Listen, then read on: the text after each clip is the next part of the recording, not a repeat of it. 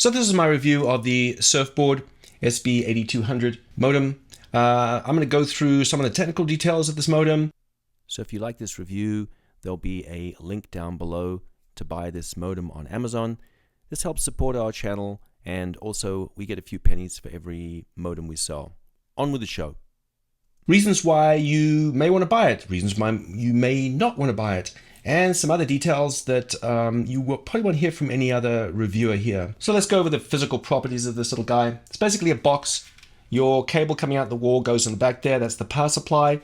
And these two guys here are for your Ethernet connection to your router, your wireless router. You probably will only use one of these unless you have a really high-end plan. As you can see, compared to the old one, which I had for 10 years, they are pretty much identical.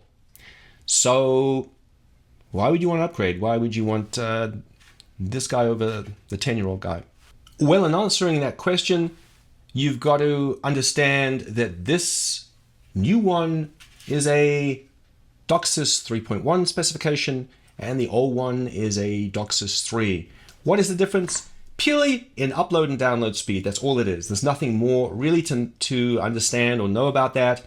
And you actually can't use the old guys, the one that you put on the network anymore, I understand. You have to get something that's DOCSIS 3.1 approved or higher. I don't know if there's a higher standard now. Just some additional information here. Speed-wise, the old guy could do about 300 down and about 100 up, which was plenty fast. That's still like 20 4K Netflix streams, simultaneous streams. And 100 megabits up is more than I have now. This guy, in certain plans you can get, which you pay a lot of money for, you can do gigabits, 1000 megabits down, and I think 500 up. So this guy does truly have more speed, but I want to argue that you don't really need that speed. I have the lowest tier on from my cable provider, and I think it's 600 down now and even 20 up, and that's more than I'm ever going to use. I want to argue for like 99.99% of the population. Unless you're uploading massive files, even I upload large video files and 20 megabits. I mean, it would be nice to have more if I was, producing movies and doing gigabits and gigabits of gigabytes and gigabytes of data. But for the most part, what I have is fine. One little thing that this is going to do better than the old guy is something called buffer bloat. So it has a better algorithm to deal with simultaneous connections. I can explain it. You can look it up on the interwebs. I can explain it like this. When you initially click on a download, there's like a spike in your ping time. And this is how responsive everything is on your page, how responsive it is to the server. This is kind of spike. And then with this new DOCSIS 3.1, it handles that better.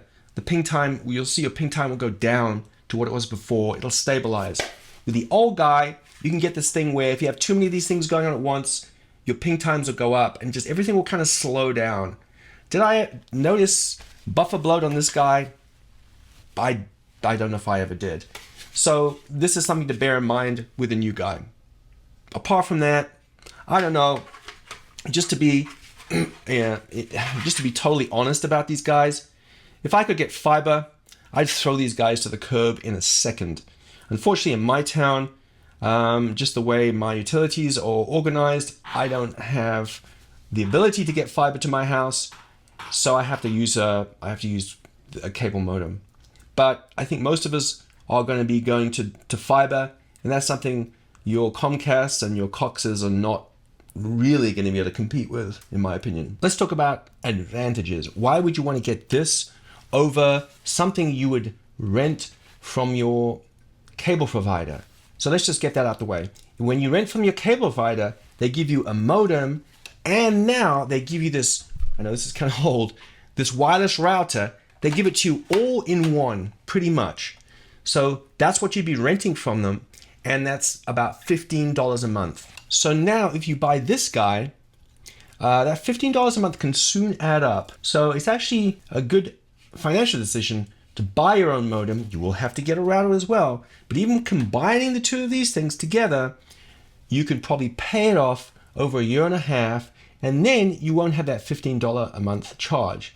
And don't forget, the other little guy that I showed you, I had that thing for 10 years. So after a year and a half, you know that $15 per month is soon going to add up. Second advantage I'd say of this guy is privacy. Do you know every combination that they give you? I keep on doing this combination because I don't have a combo box here of what your provider gives you.